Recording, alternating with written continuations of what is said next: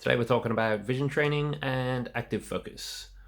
We've just recently put up a blog post around the ideas of vision training, what it's about, how you can get started. I'll leave a link to the description below. If you're interested, you can check out the whole thing. To summarize, basically, we're starting to think that vision can be trained. It's not just as black and white as your eyesight is going to get worse as you get older.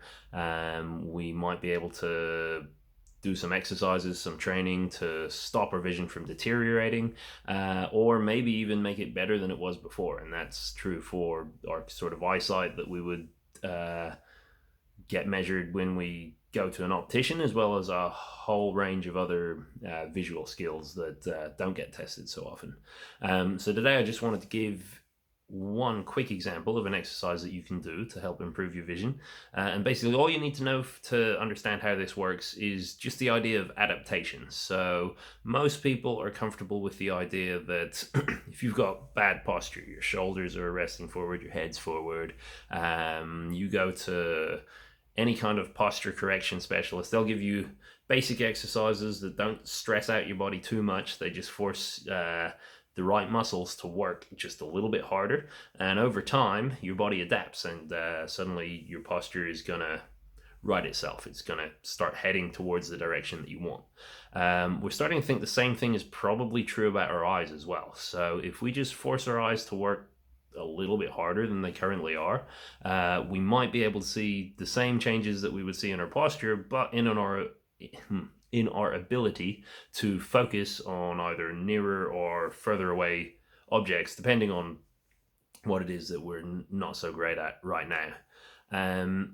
So bearing this in mind, the exercise we're going to talk about is called active focus. And active focus basically just means exactly that, actively trying to focus on something that is just out of your range, just out of your limit. For most people, this is probably going to be objects far away, but you could also do this for objects that are closer as well.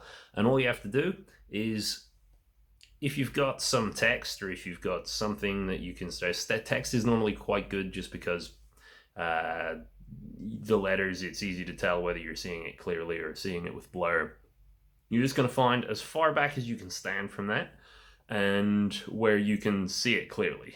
From there, just take one small step back, or maybe even just move your head back a little bit, and you should find that the text then goes into a blur, and you're just going to stare at it. You might need to blink a few times, but try and keep your face relaxed. Try not to squint or frown or anything like that.